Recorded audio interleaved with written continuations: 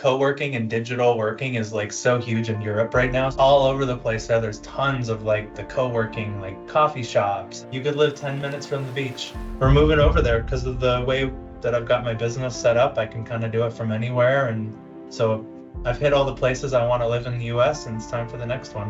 Why are we still doing butts and chairs? I just don't understand this. Why do you care if I'm 2 doors down or working in a lawn chair in Tahiti? Like, why do you care where I am? As long as I get my work done and it's well and it's good in quality. What I learned, at least, and I think what I suspect is problematic for some of these other businesses, is if you have a management team or a group of people that understand project management and timelines and deadlines and things like that, and they can manage those things for themselves, and it's kind of no problem. People can go work wherever they want, however they want. But if you can't screen for that, you end up with people who are butts in chairs. I think the three of us, it's safe to say that perhaps we would not be good employees somewhere else now. Well, we've hit the full circle now for why do you want to be an entrepreneur? I don't want to work at a desk. I'm at home right now.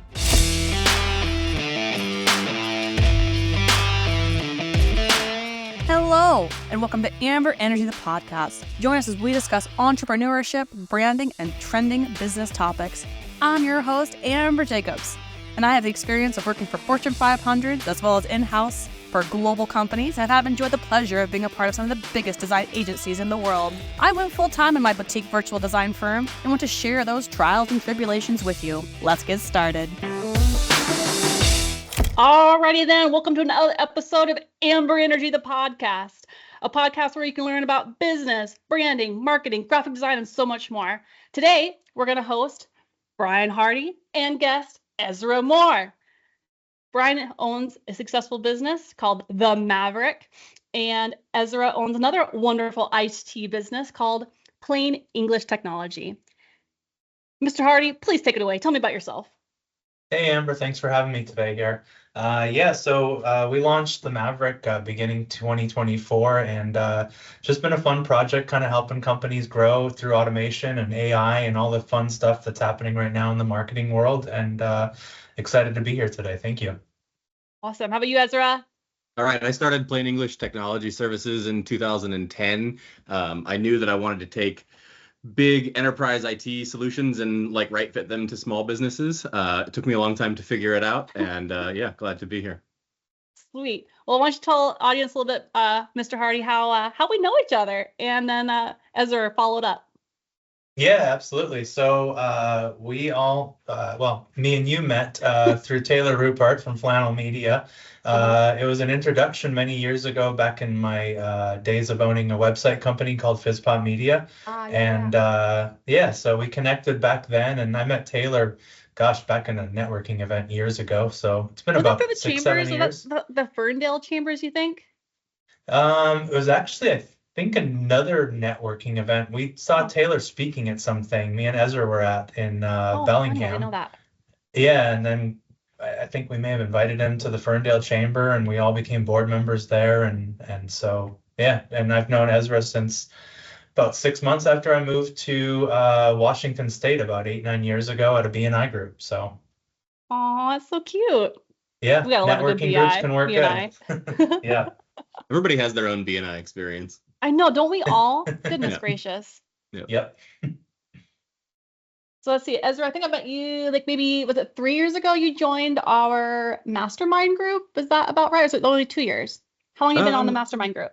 I feel like it's probably been a couple years. I don't keep track of those things well, and I feel like I just kind of folded into it at some point. Yeah, right. I don't remember when, but it feels like it's been at least a couple of years since you're rolled into the group, and that's how I met you. But I knew, like I said, what Brian said, I met obviously Mr. Taylor and Hardy probably about 2007. Well, I met Taylor at my wedding, or because he was a videographer for my wedding in 15. So I met him in 15, and then I must have met you not too much after that, Brian. And then 2017, maybe somewhere around then. I redid my website. So I redid my website, I redesigned it, and then you developed it, you and your team. Yep. Anyhow, so that's wonderful. And then you and I over the years have had a few different engagements where I designed websites and then you developed them. Yeah. So we've had quite a few actually. I think at least 3. How many? 3 or 4? I don't know. 3, 4, maybe 5, something like that. We did quite a few. Yeah. Some good projects. Yeah. We could probably have a whole podcast about our client woes. Yes, we could. That could be a couple hours long. I Well, thought that was what the awesome. mastermind was for.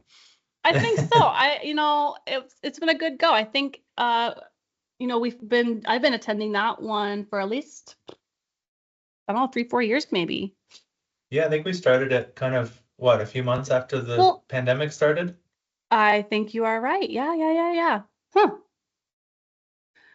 Well, yeah. So here we are, 2024. So yeah, we've been going 4 years strong in that mastermind. Yeah. I think actually we started it because of that, because we still wanted to have business connections virtually, even though we were kind of like locked up and in the middle of a pandemic. Yeah. Yeah, and it was around the time I moved too, so it worked out fine that I was able to still kind of connect with you guys when I went to Maine. I was so disappointed. I was like proud of you and happy for you that you had to go move to Maine, but I was like, gosh darn it, lost my buddy. Then you up and moved too to Idaho. I know. I was like, well, fine, I'll move too. So I go to Idaho. And I'm sitting here in Washington, and I've shared an office with Brian for 5 years, and he just up and leaves.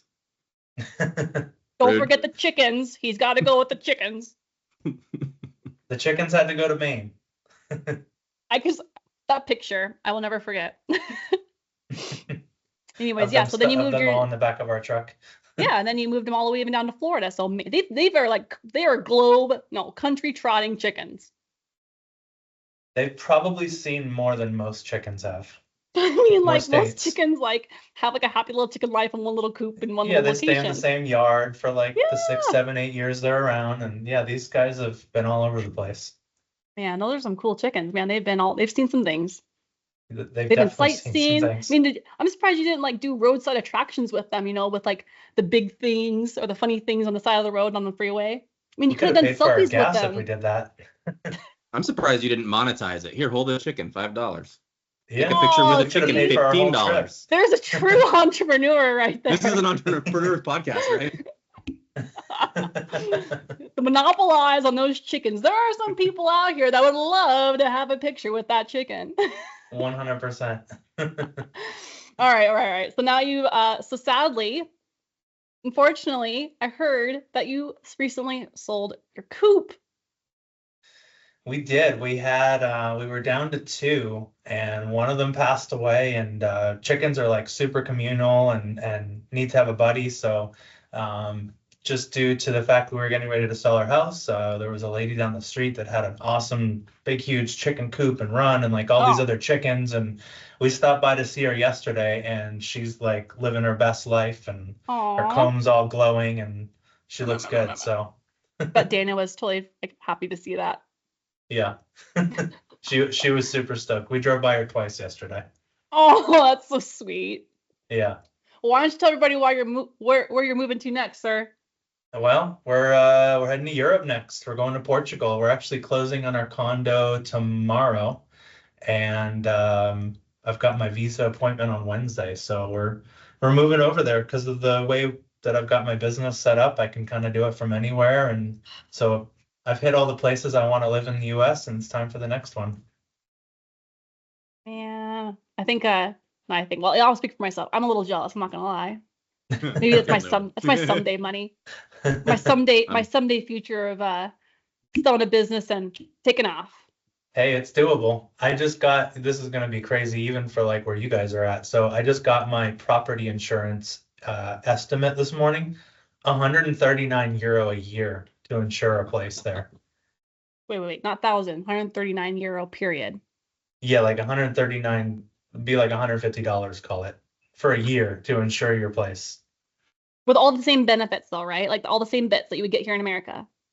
Oh, better. It includes pet insurance. It includes a whole bunch of other stuff. It's way better, and we don't need to have flood and all that kind of stuff. So it's crazy how much cheaper. Even our property taxes are $600, well, €600 a year. Compared to here in Florida, I was paying between property taxes and insurances and floods, close to $12,000 a year. Now I'm at €700 a year for the same value of property. It's that's insane. Everybody needs to go there. Well, I guess it's just, I presume it every country is a little different, yeah? Just Yeah, like a every generic, country's. like how it's all done, sort of like loosely in Europe.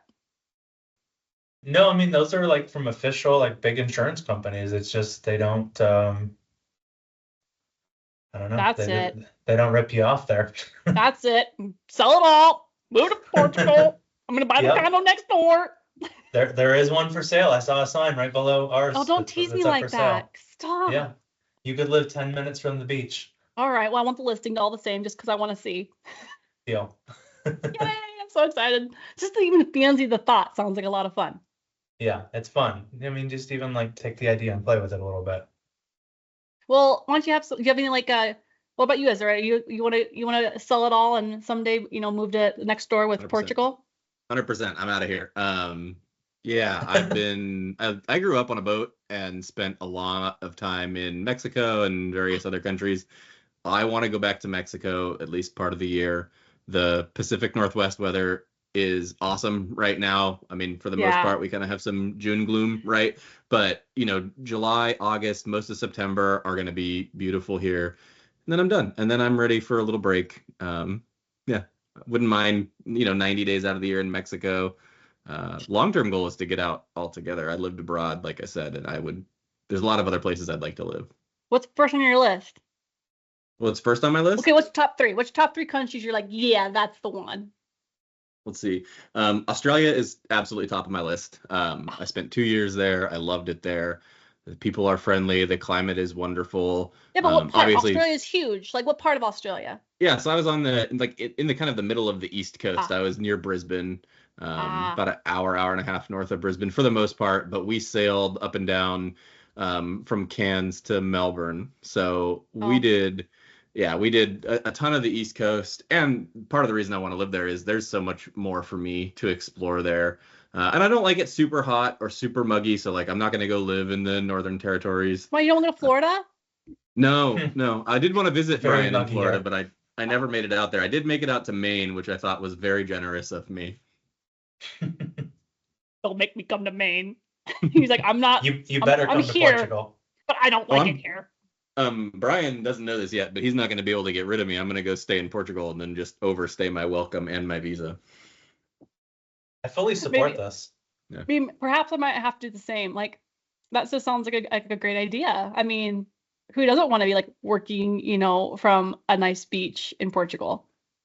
You know what's cool absolutely. there is a like co-working and digital working is like so huge in Europe right now, especially, but Yeah. like all over the place there's tons of like the co-working like coffee shops and Sure. just that's big over there right now. Well, So and it's I love really a good cool. tapas.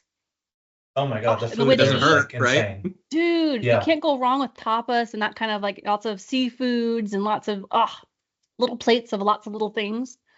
Seafood's like freshly caught that morning. That's what I missed. When I went and visited, Spain, it was sort of the same way, and I freaking missed it, and I missed it. I loved it. What's like what's like the beer or the alcohol, like the drink of choice? Like some countries have like, oh yeah, this is the beer, or, like this is the drink of choice. Like what is the thing in Portugal? Well, I mean they like beer. They've got a couple brands there, but what they're most famous for is Porto, port wine from Porto, Portugal, which is in the north area. So that's huge there. They've got tons of like vineyards and all that kind of stuff. It's a very sweet wine. I'm not really a big fan of it because I don't like sweet drinks. Oh sure. But yeah, they're super famous. If it's port wine, it has to be from Porto, Portugal. So it's like kind of like bourbon and whiskey, like kind of idea. Like if it's Porto wine, it's from Portugal. Exactly. Like if it's a bourbon, I think bourbon has to be from Kentucky exactly. Or Scotch has to be from Scotland, that whole thing. So yeah, and they're also famous for like one of their big dishes is like these big giant sardines.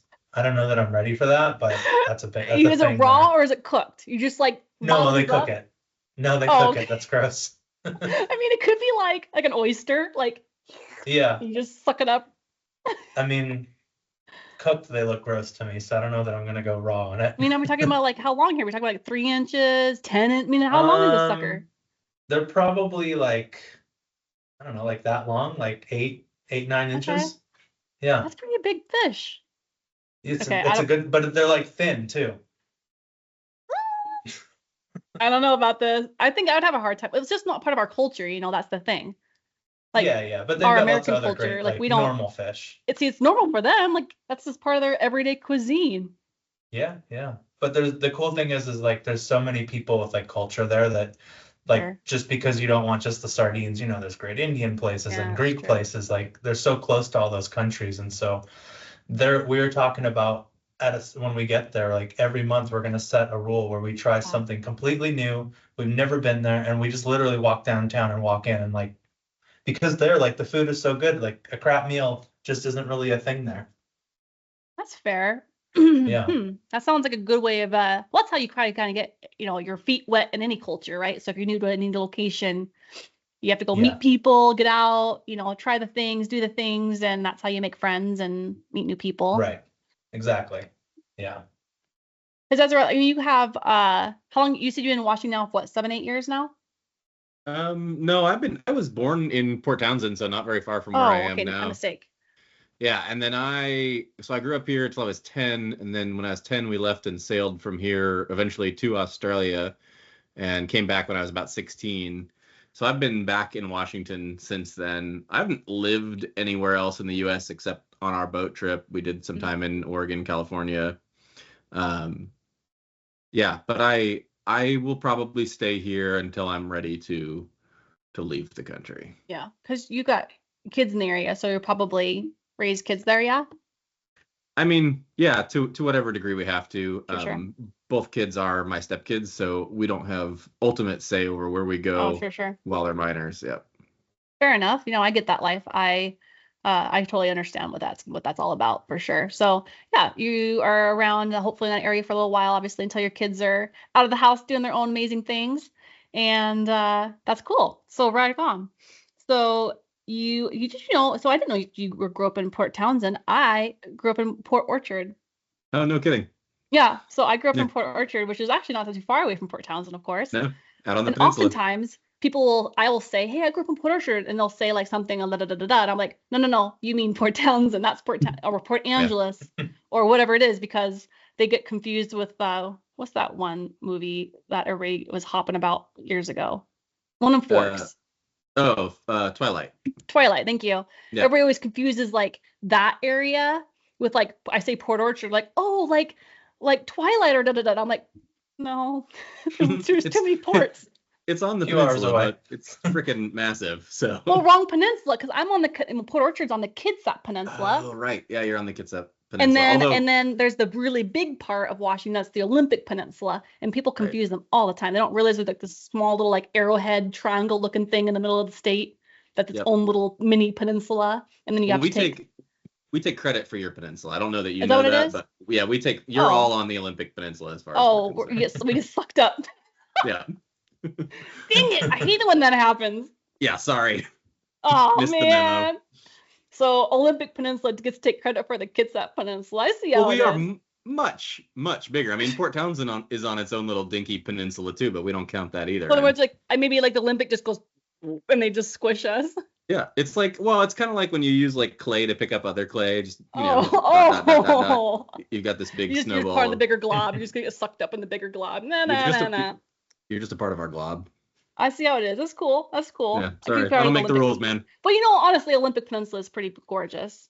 I don't mind, maybe. It's all super pretty. That part of Washington State is incredible. One of my favorite things about living here is you can do all that. You can have the coastal rainforest kind of scenario and then jump across the mountains, and it's totally different.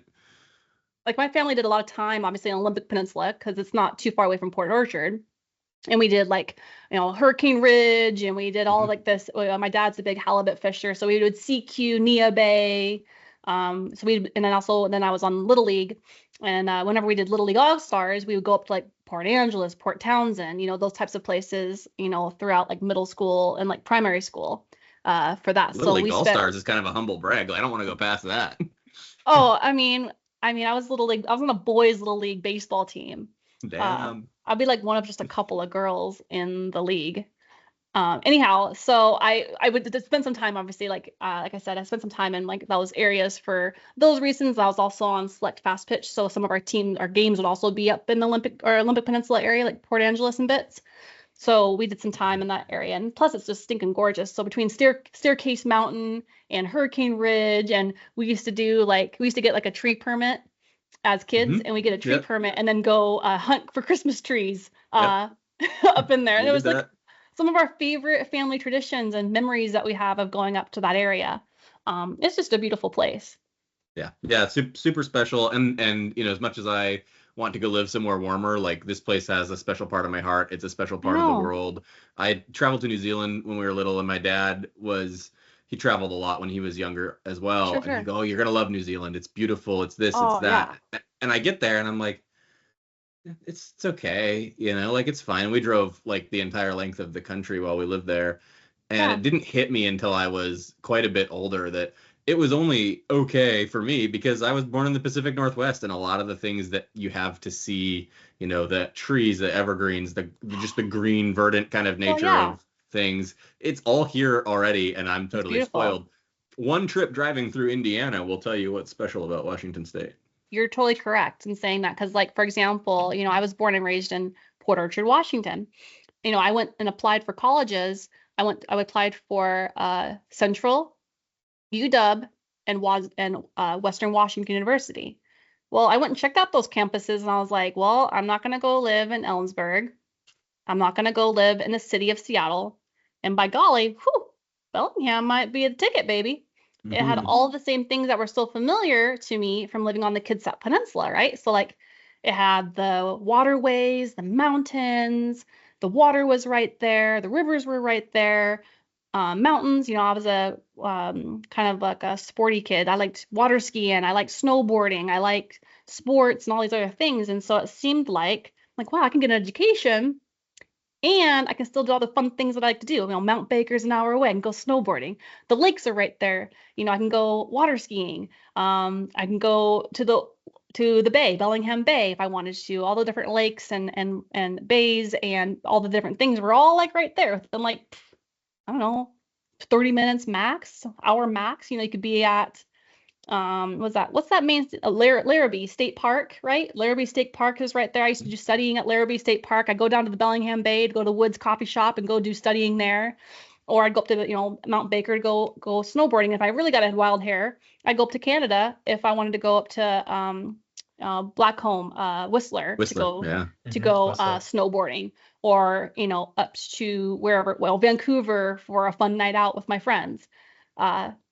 So I too fell in love with Bellingham. So I went to Bellingham, Western Washington University for 4 years, and I loved it for all of the pricing reasons that maybe perhaps you both loved it.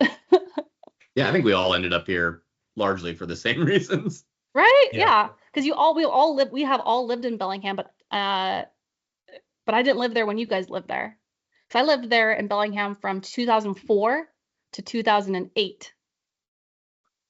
Yeah, I got there in 2013, I think. Mm-hmm. To Bellingham from California. I've been here since 2010. Yeah, I spent a year up here right after high school as well. Oh, funny. Yeah, so I had lived Bellingham in my very young years. So I was only 18 to 22 living in Bellingham. So maybe perhaps quite a different experience than what you guys are living Bellingham as. Oh, you and I have a little overlap. Sun Valley. Go ahead, Ezra, you go first. Oh, Amber, you and I had a little bit of overlap because I was here from 06 to 07. Oh, yeah, Right at high school, yeah. Yeah, so yeah, we were. So those years, I would have spent a lot of time in the art department because I was getting ready for a graphic design major. So when you're doing that kind of concentration, you tend to have to take a lot of art history classes and art classes, figure drawing classes, graphic design classes, technology classes. So I spent quite a bit of time in the art department annex. And then if I wasn't there, then I was probably at the comm building because I had a communication minor.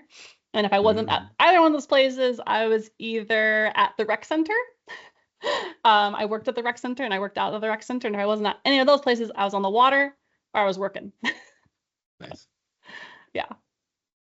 Fun. So yeah, Bellingham is beautiful. I mean, I don't know what there's not to love.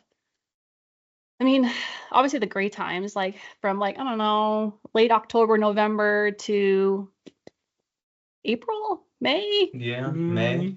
Late May. June. Late May, June. Maybe it's more like June. All right, all June right. So like, sometimes. a good portion of the year, it's not amazing because it's, kind of gray sky and perhaps a lot of rain and some snow because you're pretty north, you're only, for our audience, it's only 30 miles south of the Canadian border. So you're pretty far up on the latitude.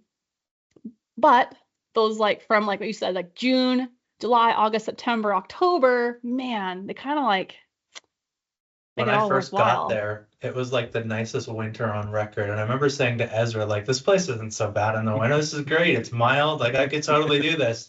And for the next 7 years, it was like the shittiest winters I think we ever had. It got Going forward. He was not wrong.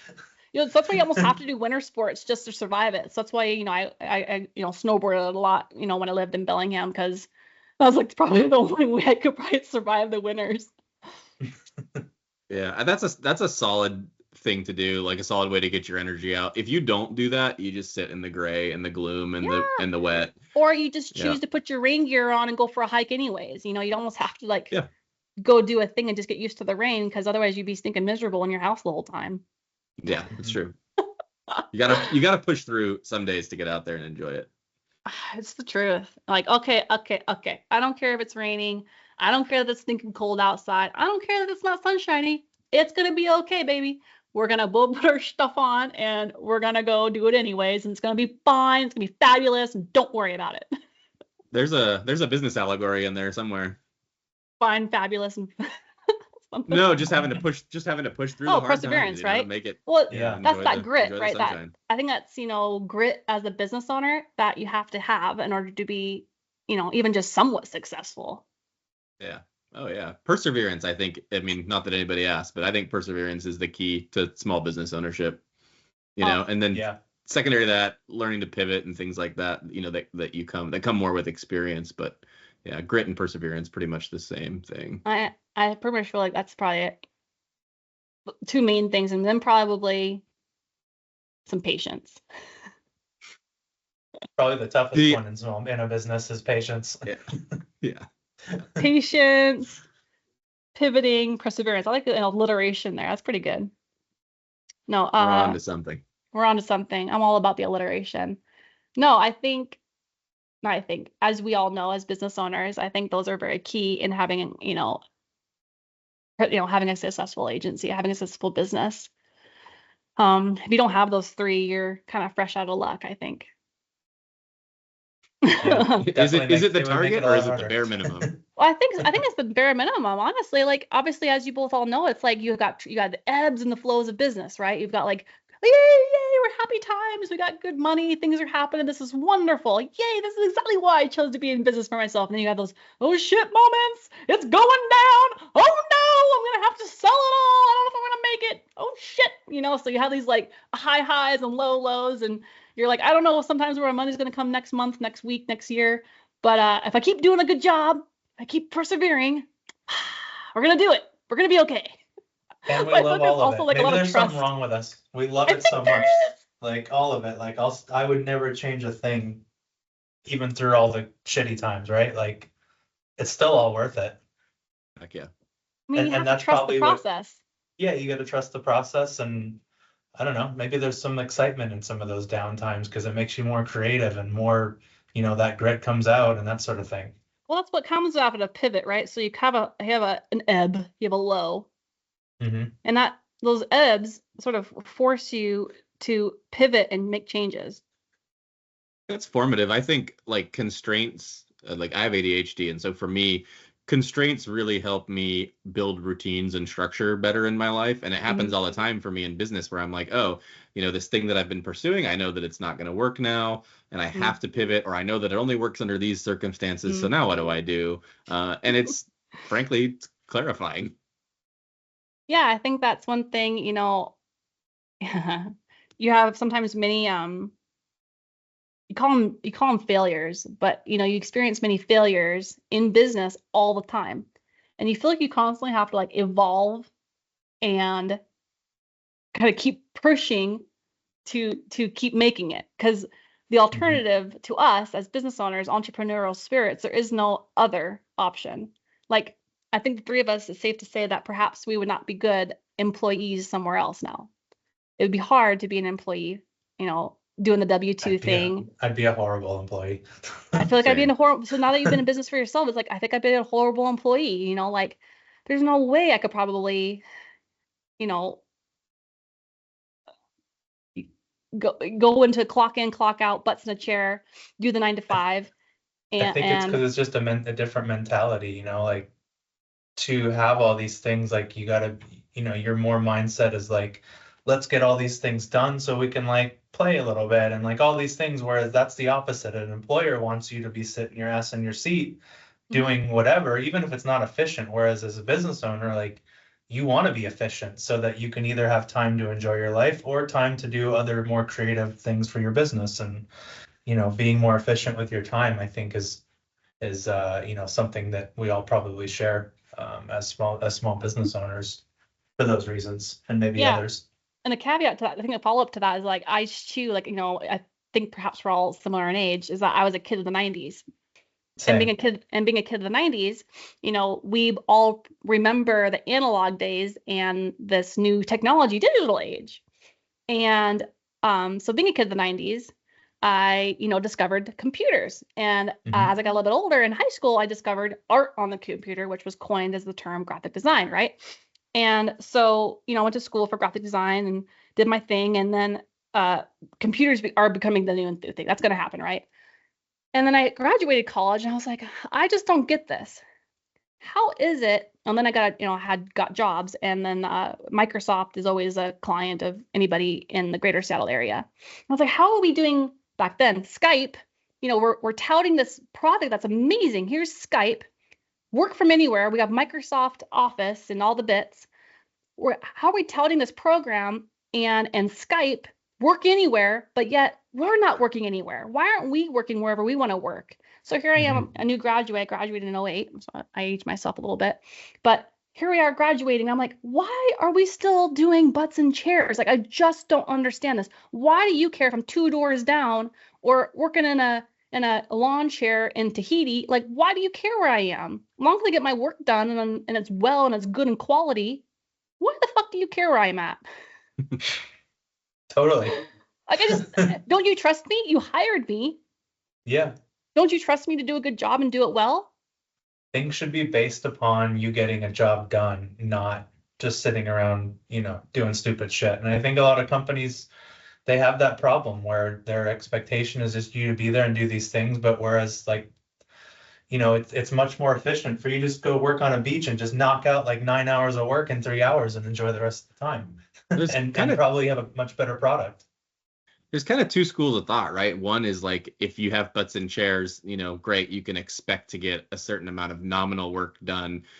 Great, whatever, that's fine. And then the other idea is, hey, if we hire really efficient people, they can do whatever they want, kind of whenever they want, as long as, they're good at maintaining the project, managing it, whatever they need to do. As somebody who has regular employees, I've struggled with that. We hired our first offshore employee last year, maybe the end of the year before that. So end of 2022, I hired my first offshore employee, and it was illuminating to say the least. At first he was very hardworking and motivated and got things done. And as time went on, I found out that the rest of my staff were kind of managing his projects and managing his time for him by assigning him tasks all the time. So it's brutal. I think it is brutal. And I think what I learned, at least, and I think what I suspect is problematic for some of these other businesses, is if you have a management team or a group of people that understand project management and timelines and deadlines and things like that, and they can manage those things for themselves, and it's kind of no problem. People can go work wherever they want, however they want. True. But if you can't screen for that, and frankly, I haven't found a way necessarily to screen for it, other than ask if they have experience managing those things, ask them to discuss it so that you kind of can get a sense that they do have that experience and they're not just saying so. If you can do that, then wonderful. But otherwise, you end up with people who are butts in chairs. And there's, I have people, we run a help desk, right? 9 a.m. to 5 p.m. every day. we need butts in chairs. I would prefer that they be good at managing their own time. But at the end of the day, I really need somebody there to take that call and help that person on the phone. So if they're capable of doing those two things, they don't have to be the most self-motivated human being. Go ahead. And I think it leads to just different types of people in the world. And perhaps we need all types, right? So like, there's types that we mean perhaps, and not everybody does well working from home. There was many people, for example, in this pandemic, it proved that many people are just not good at working from home. They can't self-monitor. They can't be, they get distracted too easily with a house chore or a thing or that or da. They need to go to an office place in order to not be distracted from bits at home, or they need to go to an office place because that's where they find to be the most efficient and the most effective in their jobs. They like the water cooler conversations. They like the coffee chats. You go to the coffee pot and grab your bits. They like having a lunchtime hangout in the office space with these people because they find camaraderie around it. They enjoy the experience of going to work and making friends and, whatever at work. Some people like that. Some people, perhaps we are some of them, don't like that. I would prefer to not clock in and clock out. I would prefer to work from home or wherever I feel like I'd be more successful at. If that means my home office here or a coffee shop or on vacation somewhere or in a beach over there in a mountain somewhere in a cabin somewhere, like it doesn't matter where that is. As long as I hit my deadlines and due dates and get my projects done, I feel like I should be wherever that is. And not everybody can do that. Well, we've hit the full circle now for why do you want to be an entrepreneur? We're back right there. I don't want to work at a desk. I'm at home right now. Right. So like I'm in my home office today, but some days I find myself at the coffee shop. I find myself back, visiting family or friends, and I'll work from there maybe, Thursday or Friday or on a Monday or a Tuesday. So my work, as long as I got electricity and a Wi-Fi, like why the hell does it matter where I am? Yeah, I took a sales meeting from Brian's house last time I saw him in Maine. Yeah. But I mean, that's how I am. Like, again, like it goes back to that story that I was telling you about. Here I am working as a contractor for Microsoft, and one of their products at the time was Skype. And here they are, oh yeah, work for anywhere. Here's the benefits and features of having, Skype for your business or Skype for, your whatever reasons. You can be in anywhere in the world and still connect on a business level, virtually through, it was a new concept then to be able to have telecommunications through Wi-Fi, through the internet, to be able to do what we're doing even today. That idea was born through that product. Here we are, oh my gosh, 18 years ago. I mean, that was a product back then. That's a very old product, and it's been matured over time, right? So it was Skype, and then it turned into, what was it then? Teams? I mean, now it's Teams, but it wasn't always Teams. It was something else. Doesn't matter. We had Skype, and then Skype for Business, and now we have Teams. And Skype was, or maybe still has, the kind of last vestiges of being its own thing. One of my favorite One of my favorite Skype trivia is that Microsoft bought Skype. It was developed by a third party initially, and when they bought it, it ran exclusively on Linux nodes. So Microsoft had to maintain their own Linux nodes for a while at a time where Microsoft was aggressively anti-Linux, anti-other operating systems. Yeah, I remember when they bought Skype. And I remember when they bought another company called Razorfish, it was like part of like a whole group of cluster of like acquisitions that they kind of bought as a group cluster when they purchased some of those different agencies. And then they sold off all the bits they didn't want. Anyways, it's a fun fact, but that happened like maybe like, I don't know, I'd say if I had to guess a wager, like 2009 or 10. Something like that. Yeah. Yeah. If I had to guess some wagers, this is like going back into my way archives of my brain to pull that one out to be like, I'm pretty sure this happened in like 9-10ish was when Microsoft was doing the Skype bit thing. And then that was educational to me because then I was like, Skype, I want to learn more about this. And that's what led me to go travel the world. Because in 2010, I went and traveled to Costa Rica for 2 weeks, and I traveled to Europe for a month. And my dad was like freaking out because here we are 2010, and remember that movie Taken? Yeah. That movie had just come out, and my dad was like freaking out that I was going to go travel the world and lose communication with my dad. My dad's like, I'm not as badass as that guy. I can't come get you, sweetheart. Like If they take you, I can't come get you. And so I was like, no, Dad, I'll be in contact. There's this thing called Skype. I'll message you. It's going to be great. I can see you. Don't worry. It's going to be wonderful. I'll Skype you when I get places. Anyways, he's like, okay, I guess that'll have to do. You're going to have to check in, though. And I was like, okay, Dad. Okay. Because, I'm like, maybe only 23 years old, and I'm going to go to Costa Rica for a couple of weeks with some girlfriends, and I'm going to go travel Europe for a month with my other best girlfriend. We did like Holland, France, and España. We did like 10 days of each loosely. Yeah. So anyhow, Skype was really great because you could do that really easily with like connecting with people, in the United States, for example, from one of those countries.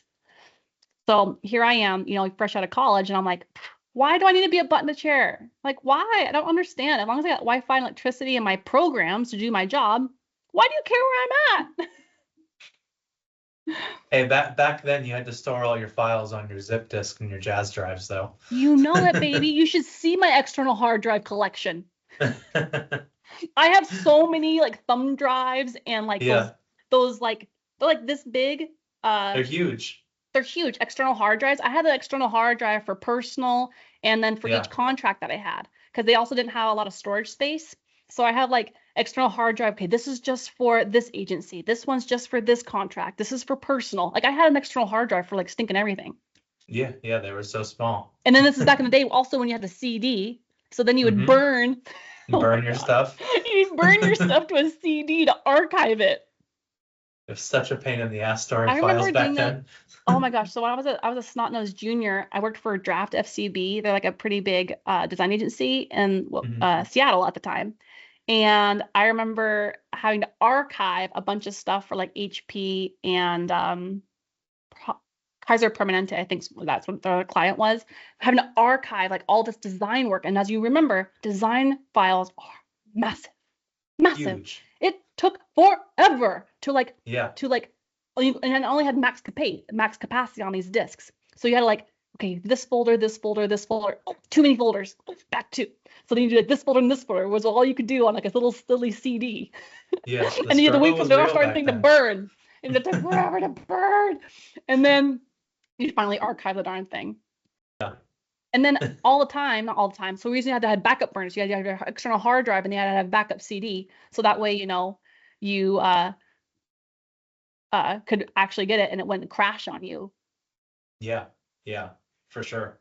Remember that? Because like external hard drives, like thumb drives what's it called? What's it called when they like defrag? They got like not fried. They would like, you'd plug them in, they'd be like, Yeah, I mean, it's a disk failure or a controller failure. There we go. Thank you. Yeah, there were lots of reasons that it's just a disk on the inside. Oh, and it was so annoying. And CDs sucked because, writable CDs are basically an ink that's written by the laser, and so they fade over time and can't be read anymore. Dude, and then heaven forbid they get scratched. Right. Well, and I think a lot of people don't know this, but like the disc that you buy for writable CDs was like a clear disc basically with a printed label on top of it. And so if you scratch the top of it, it's an area that a lot of people think is safe. Totally not safe. Nope, you're right. That happened to us at an agency once. Then like a client needed an art file. We lost it. Gone, baby, gone. That's rough. Oops. Whoopsie. So that was kind of the dawn of the now digital era. Yeah. Now we've got OneDrive and Dropbox and Box and Google Drive, and they've all got their own drive. Apple was a cloud. Apple's got the cloud, and it's so much easier to work remotely now with all these digital storage solutions. Servers now, before you forget your disk, you're screwed. You got to go back home and get it. Yeah, your disk or your external hard drive. Yeah, your ass is going home. Yeah. Or reliable internet. Like back then, I guess that would be like 18 years ago. Is that really 18 years ago? Yes, so. No, not that many. 16. Shit. Okay, yeah, 16 years ago.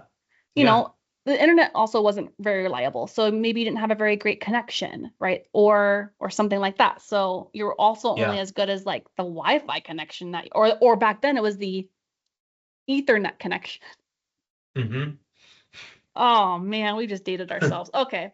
So now we don't have any of that. Now we've got great Wi-Fi, high-speed internet, great electricity, now we can, now especially with the pandemic, it kind of made it very easy for us to all work remote, one might say. And worldwide, there's great infrastructure all over the place. Hell, even if you want to go live on a boat, you can get Starlink. Heck yeah, man. I just ordered Starlink for my mom. She lives Oh, did you? Oh, on really? the peninsula still. Yep. Yeah. And somebody mentioned it. They were like, "Oh, I'm surprised she doesn't have Starlink." And I was like, "Man, as an IT person, I'm surprised I didn't think about that." That's brilliant, actually. Yeah. So I got there, and she's had, when we moved back from Australia, we were back in 2003, and we had dial-up internet, same as when we left. A couple years after that, 2005, we finally got DSL. Just incredibly slow. Oh, Anyway, we all remember the AOL days. It's okay. The worst. She's still on that DSL. It has gotten a little bit faster over time, but yeah, she's still on the DSL. Is she on wave cable? Oh no, it's CenturyLink. Oh, CenturyLink now. Sorry, it was. Best. It used to be like, yeah, it wasn't like wave cable on the peninsula for a while. Well, before Wave, yes, but there's no coax service to her house. So before it was Wave, it was Broad Stripe, and before that it was Millennium Digital Media, when everything was Millennium. I remember all those. Yeah, I'll bet. Yep, Yeah, Cable Speed, that was another one. Oh yeah, Kitsap Peninsula had the same things. Yep, because you're part of our peninsula. Yeah, see, you're right. Yeah. I was waiting for it. I was like, oh Good. man, I just teed him up. I teed him up too good. Yeah, well, I need them. The peninsula. We're just the peninsula. There is no difference. That's right. It's all one body of peninsula.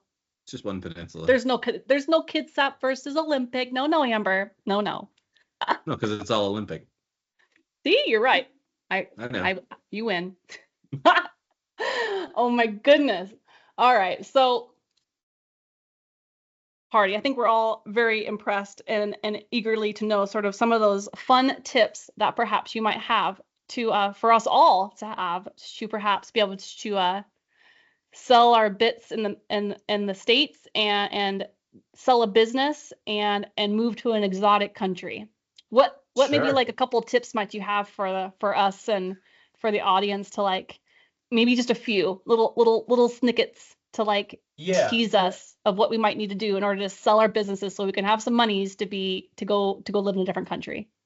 So I learned a lot in the process. So things that I learned, and I'm sure that you guys can both relate to this, is the more stuff in your business that you do, the smaller the buyer's pool becomes because your business is based on you more, right? And so some of the biggest things that I learned is if you can create documented processes, and I learned this back in the day listening to Ezra because he's really good at doing this for his business.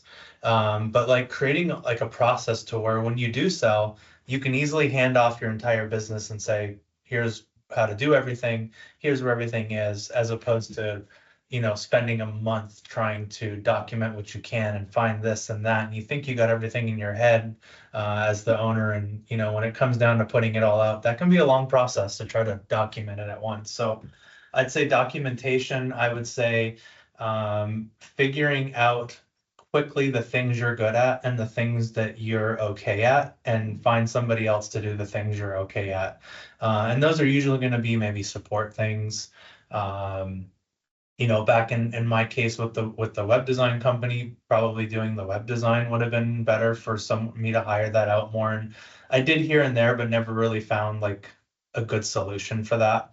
And then thinking of that exit strategy, kind of having things in place like building up more customers and having those things in place, because the more that you can get in place, especially with reoccurring revenue, I'll just say that's the best thing. If you can think of a way to create reoccurring revenue, that will be the most valuable thing you can sell. Because there's a multiple in place. When you're selling one-off services, your business is worth that one-off. When you're selling multiple reoccurring revenues, depending on the industry, everybody's industry is a little different, but your multiple can go from 2, 3, in some industries, 10, 20 times your revenue, depending on what it is. So that's probably the biggest tip, is finding that. And then, if you do get to the point where you want to sell, like I ended up just going and listing it on Biz Buy Sell, and it was a great resource that a friend told me about. And I got God, probably close to 30, 40 people reaching out to me with interest. And that was a really cool learning process too, of finding out who is the best person to buy your business based on how you set it up. So like me, I was heavily involved. So it needed to be buyers that would be heavily involved. It couldn't just be like an investment firm that said, we want to buy this already running oiled thing, and if you leave, nothing changes. And so that obviously, when you don't have those things in place, can kind of limit who your buyer is. But I learned a lot in that process too, as to the different buyers. And then also, the company I saw, they cared a lot about the people that I worked with. And so that was a big part of it too, being able to find the right people that would take it over and make sure that all those people would get taken care of, Yeah. this level of service that I gave them for several years. Well, it's a big responsibility. You've worked really hard to build up the business and your baby. Yeah. You want to make sure that it kind of gets handed off to the right person. So perhaps there's a slight, interview process there. Oh, 100%. I mean, Yeah. I spent probably 3-4 weeks interviewing people until I Well, finally felt like I found the right people for it. The people that you ended up selling to had like technical chops kind of similar to yours, right? They had background in graphic design and web development. Yeah, and that's what made it perfect, because they could come in and take over the business and be able to do all of the stuff that I found myself doing. Yeah. Daily. If you back you out of it, they can slot into that spot and kind of do the same sort of work anyways. Yeah, and there was 2 of them too, so it worked out even better. 2 people that have similar but different areas that I think they run in the business, and so it was a good situation where I felt everybody was going to get taken care of, and I could kind of step away from it and know what I built was in good hands. Yeah, I think that's really cool. So what I heard from you is that, loosely remove yourself from the business. 100%. Create processes and procedures to where you don't got to run it. You can hand off a document and you don't got to be there. That's kind of what I heard from there. And then I heard 2, hire the right people. Get out the things you don't like doing. Would be probably like number 2.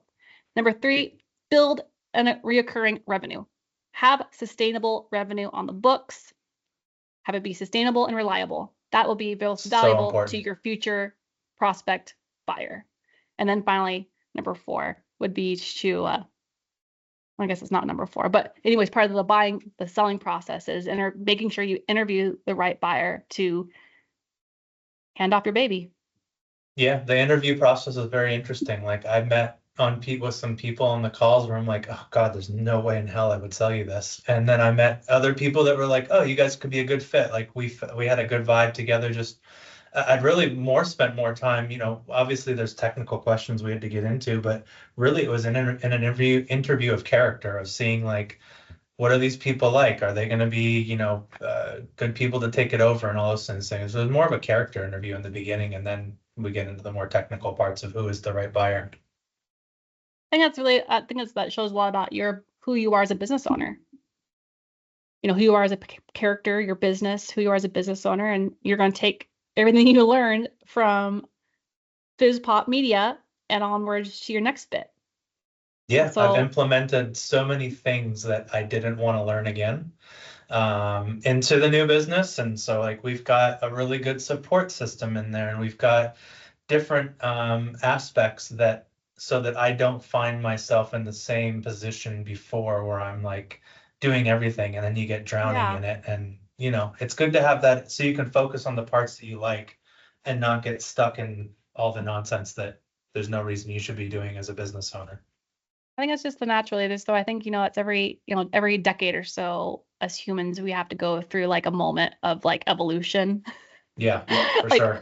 You learn a thing, you do a thing, you're like, have to reflect on a thing, and then you choose to do something different.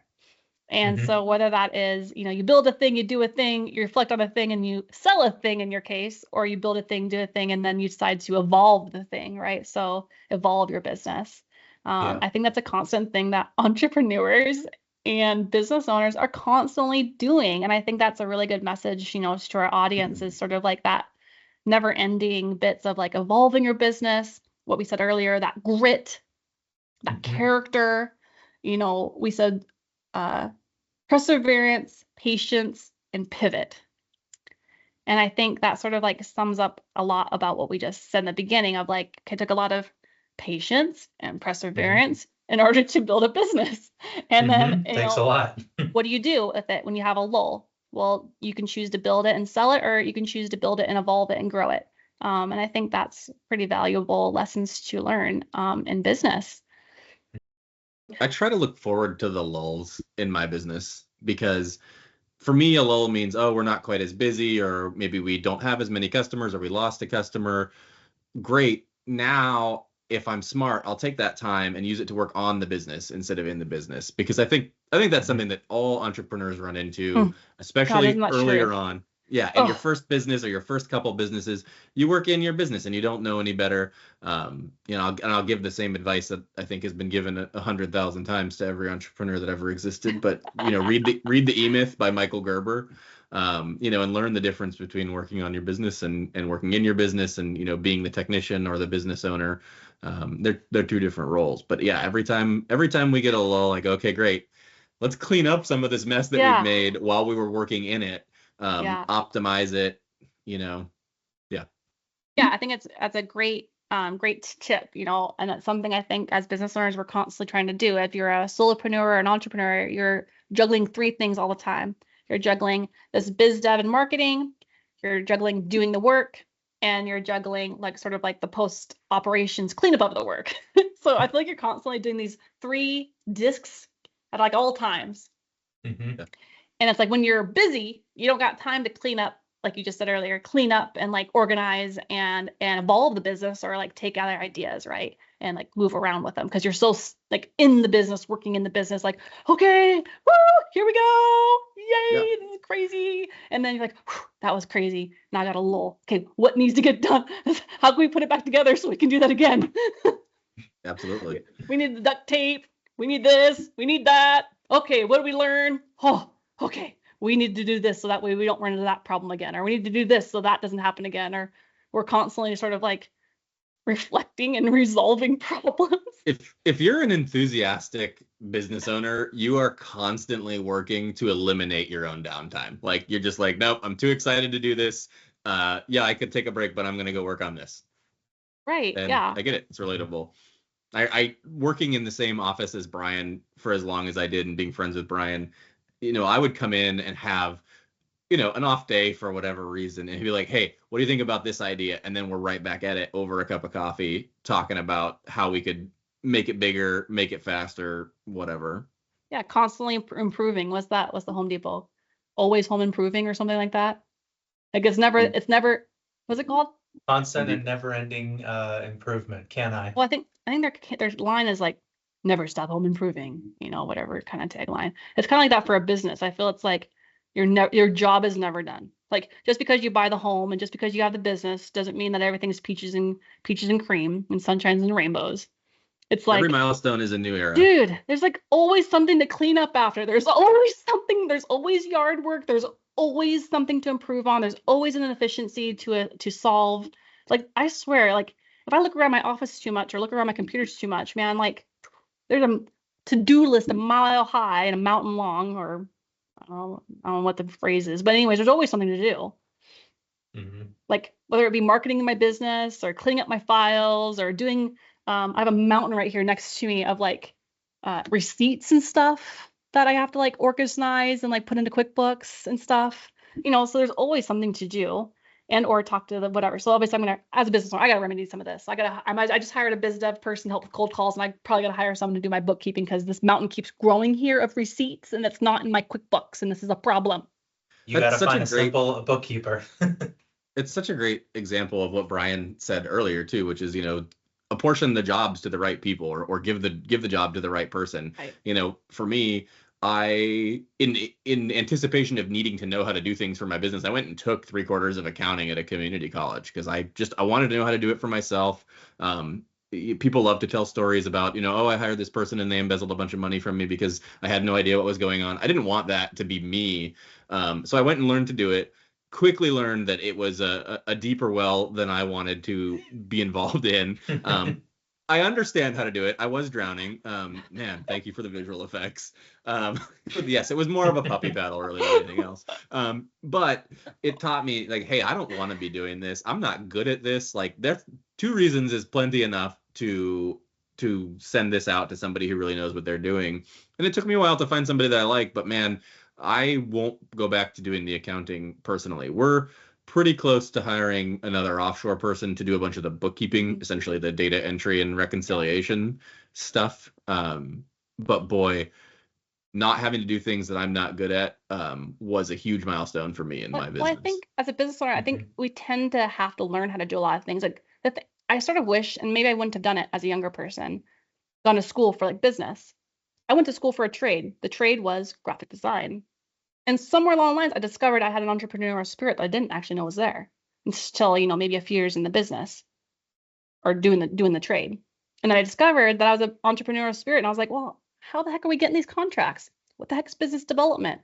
What the heck retainer do we got going on here? And what the hell is accounts payable? I'm sending my invoices somewhere, but there's an accounts payable person that pays a thing, da da da da da. I was like, well, I need to learn more about business. So then obviously you get curious and you learn the bits. But I didn't go to school for this. I didn't know how to do contracts or proposals. I didn't know how to do invoicing or accounts payable or bookkeeping or taxes. Like, this is all shit that I had to learn on the fly, on the side of like working a full-time gig somewhere, and then, thinking I wanted to do Amber design on the side. And then eventually I did enough of it that I was like, oh, okay, I'm gonna go full-time in my business. I did that in like 2016. But, it took me 8 years of learning, 8 years of learning, working for other people and doing a side hustle before I could launch a thing that was full-time Amber design.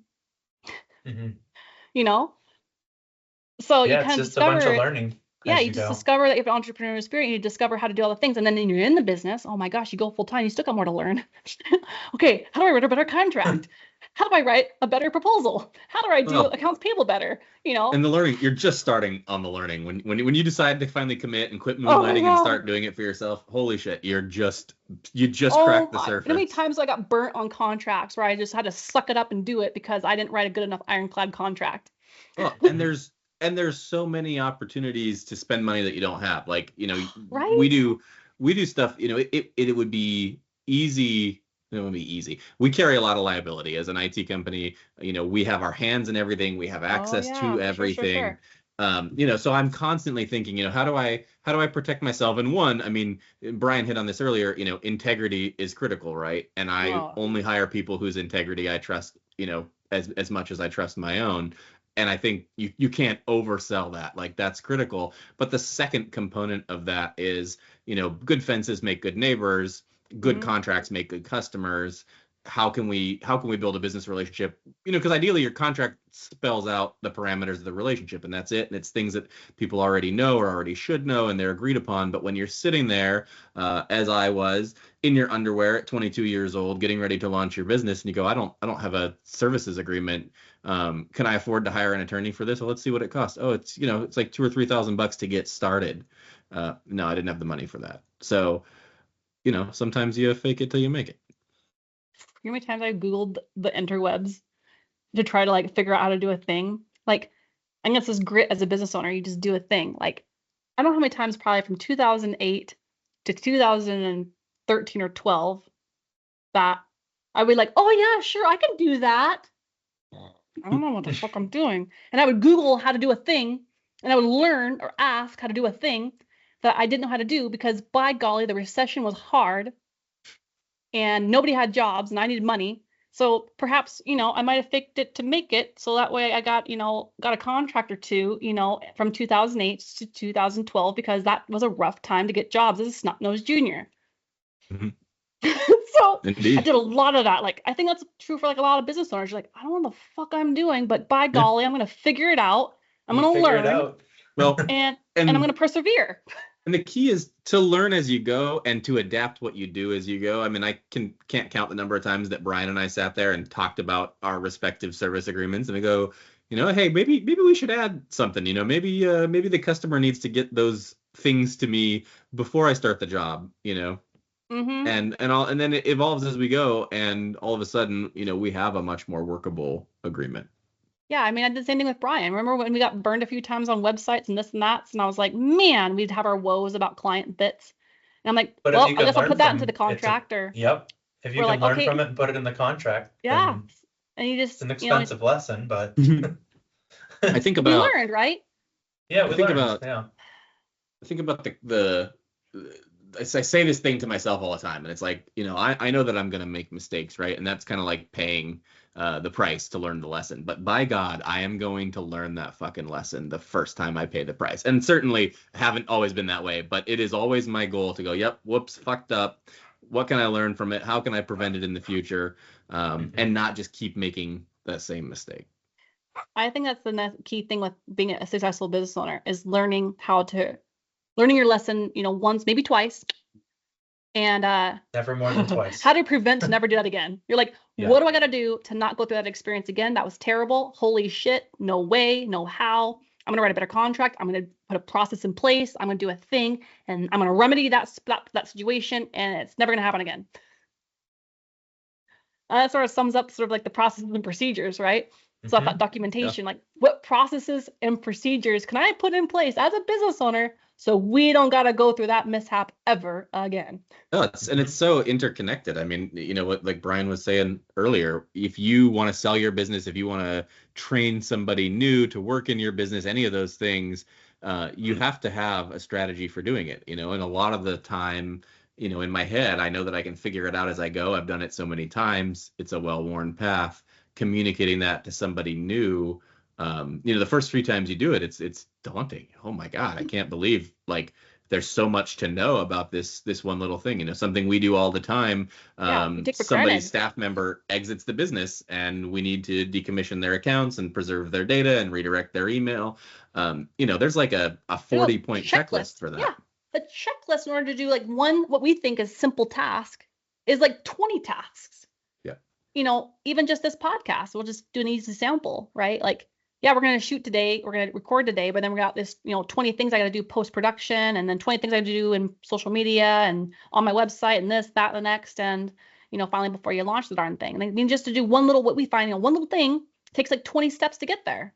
I think that's a good like line in the sand though for people. If you want to own a business, to me that means like if you're a technician, right? You have some skill, graphic design, IT, machinist, whatever you are.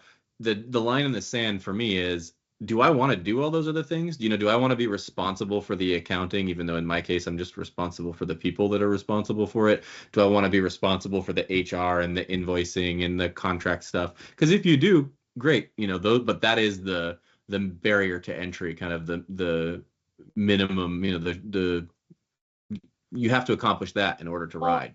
I think you're right.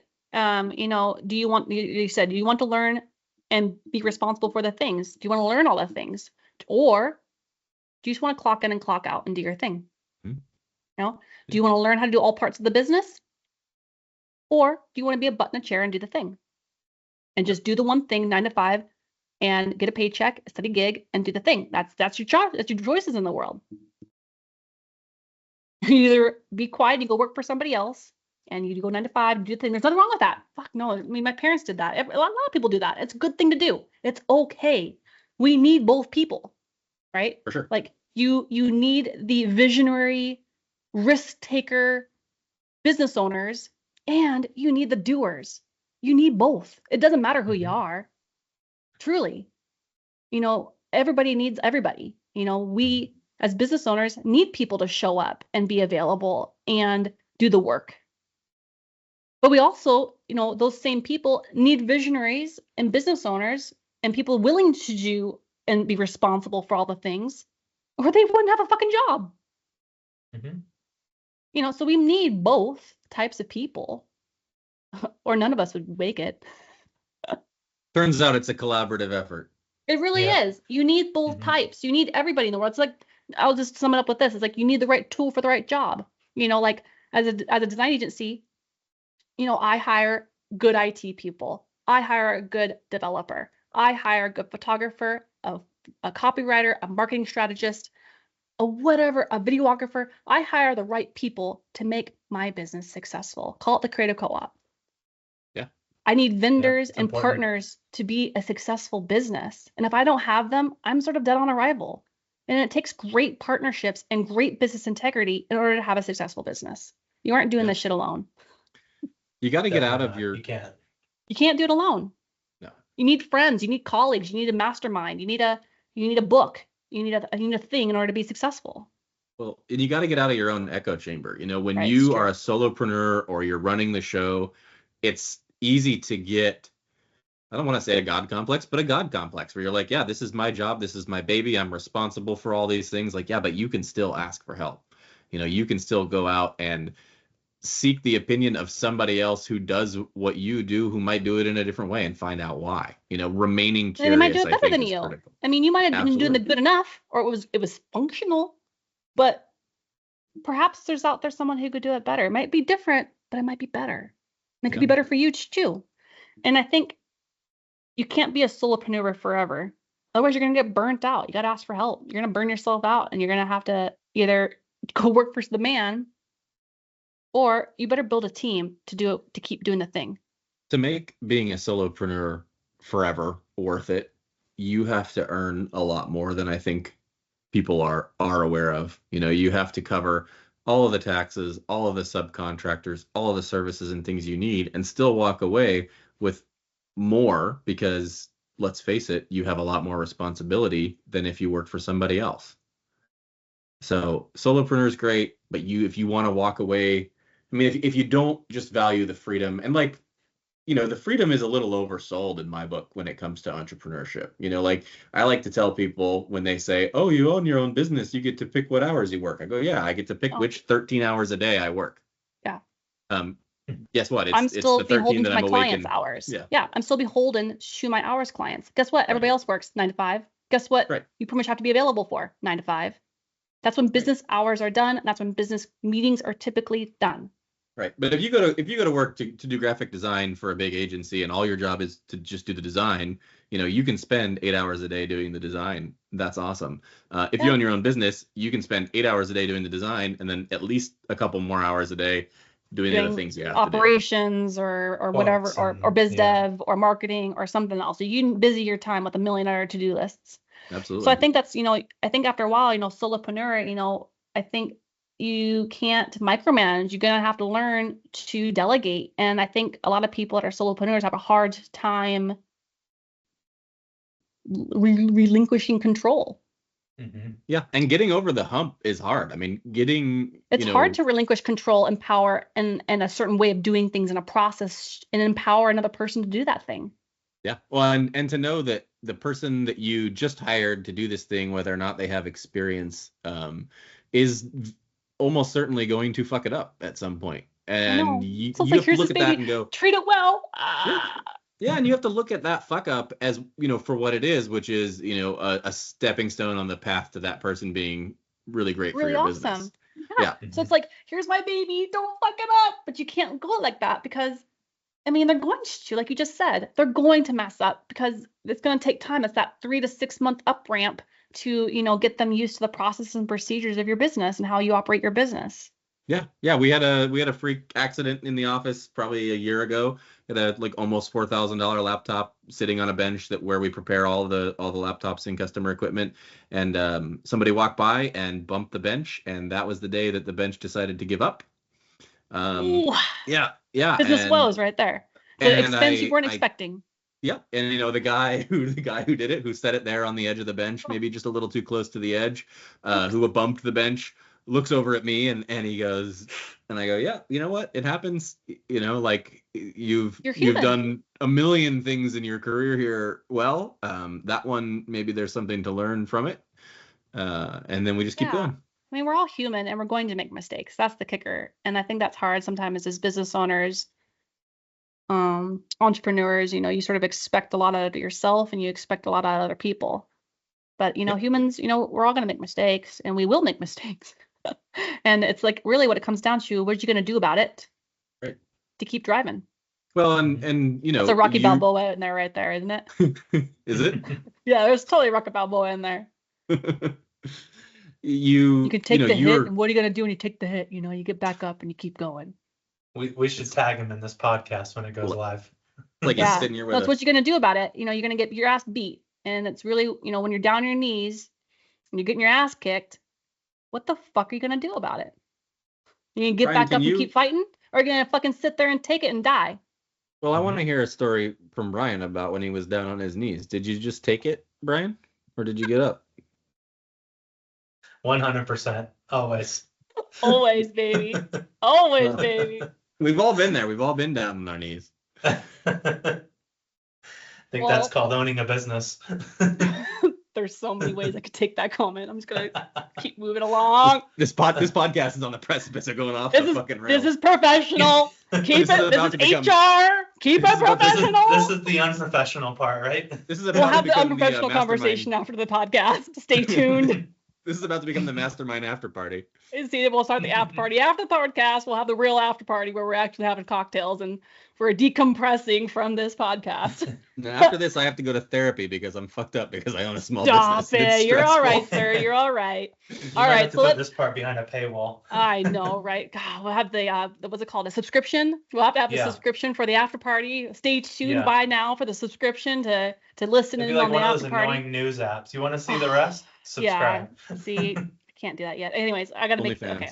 There's the entrepreneur in us. We can't even help ourselves. We'll put behind a paywall. Yeah. You want to join us for cocktails after the podcast? Join the paywall. All right. So I always like to end it with like a sort of like sign off. Is there anything that you want to promote? Talk about your business, anything you got going on, big things to come, big things happening. What sort of fun thing, do you want to share with the audience about your business and about you, or something cool that you're onboarding or better feature or whatever you got going on? Tell us what you got going on, sir. Sure. Who do you want to go first? I don't know. Thumb war for that thing. Let me see your thumb war. Are you ready for a thumb war? Oh, no. Let's do it. We do rock, paper, scissors. Oh, there we go. Okay, ready to do it? Rock. Brian's cheating. Right. Okay, ready? Up here. Okay. Rock, paper, scissors. Okay, do it. Oh, We're scissoring rock, now. paper, scissors, shoot. Okay. Sure. Rock, paper, scissors, shoot. This is bullshit. One more time. Okay. Ezra, you go. Okay, Ezra goes. Defer. What was the Move question? on. What are we promoting? Okay, this is what I will say. My passion for what I do stems from taking things that people find difficult or confusing and making them simpler. So the name of the business is Plain English Technology Services, because I like to take things that are important to your business but maybe too complicated to understand in the way that they're presented. And there have been so many times, and I've given examples here, of how it's been valuable to me to find someone that can kind of walk me through something. In fact, I'm sitting here with two people that have taught me at least one thing each about marketing, which is important to any business. So with that in mind, we see people all the time now going, cyber liability is a big thing. What can we do to protect ourselves? You can protect yourself in two big ways. It's kind of the same thing I was saying about my business earlier. You can protect yourself by training your staff, building good policies and practices, for security, continuity, knowledge, all of those things.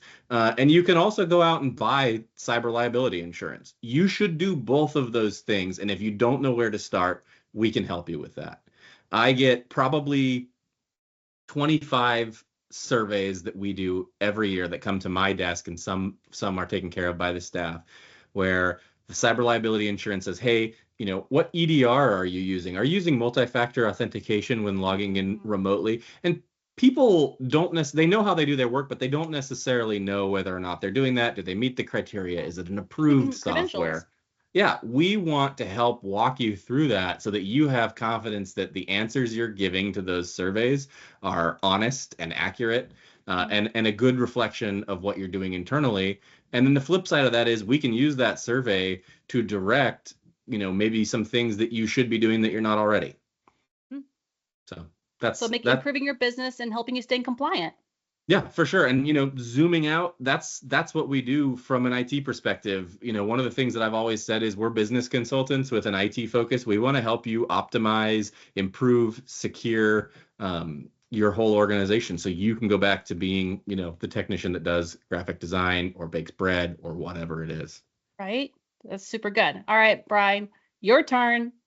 All right. So yeah, like I created the Maverick last year, end of last year. We kind of soft launched it in this January. And I really wanted to create something that can just kind of help people with their communication and their automation and kind of bring some AI into it. And so I created the Maverick, and we do a couple things. So we help people with missed calls. And so anybody in the service business is always missing phone calls. And if you think about the lifetime value of a client and what that means to you by missing that simple phone call, I mean, for some people, that could mean you just lost thousands of dollars. And so I created a tool to kind of bridge that gap. And then one of the big things that we've been offering people lately is our client reactivation. So anybody that's been in business for a little bit, we've all got data lying around, people we've done estimates for, proposals, even our current customers. Everybody is always focused on new, and that should absolutely be a part of your outreach. But lots of times you have a ton of customers you could just reach out to, and we've created a whole automation to help re-engage with them and get people some good wins. There's a lot of there's a gold mine in our leads out there. And so this is a great way of kind of re-engaging with people and keeping them engaged too. We want to create automations to also make sure that those people don't fall away in the wayside like they did before, and kind of keep them engaged going forward. So lots of really great communication tools and some really cool AI stuff as well. Yeah, I'm really excited. I'm a new customer. Yes, I'm really excited about we're going the to be doing your activation. Yeah, so I'm really excited about the CRM system that you've created, learning more about your product. Even about you call it client reactivation, but one could even argue it's client re-engagement. 100%. Because I've been in business now, or I've been a graphic designer now for 16 years. Mm-hmm. And whether I did business for other people or business for myself or past clients, colleagues, previous leads, whatever, I've got 16 years of leads and data. So exactly, call it reactivation, perhaps of old leads or old clients, but perhaps a re-engagement perhaps is a good name for it as well, of re-engaging previous clients or re-engaging old colleagues or people, because everybody, as you know, does the musical chairs every few years. And maybe they were a junior over here, but now they're a senior over here. And maybe they're in management. Now they're a C-level. Now they're a business owner. You just don't know where people are going to end up.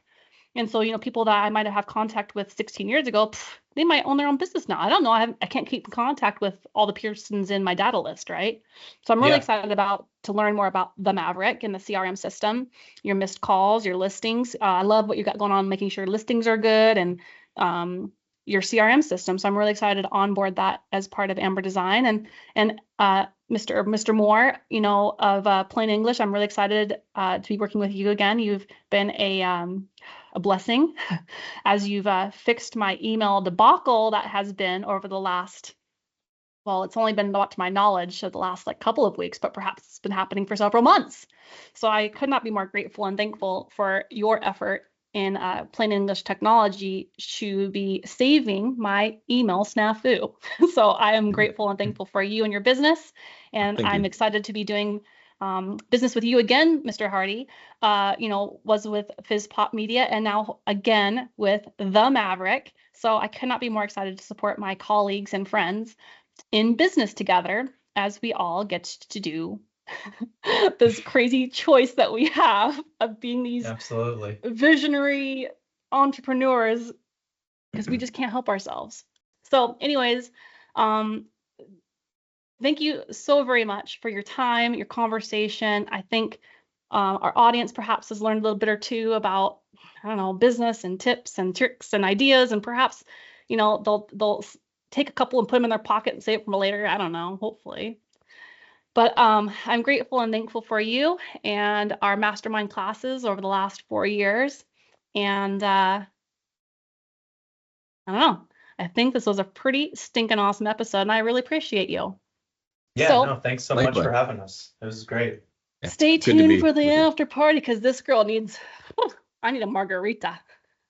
I don't know about you. I wish I had a margarita right now. Anyhow, stay tuned. Thank you for your time. And please enjoy the next episode of Amber Energy, the podcast. Thanks a lot. Cheers.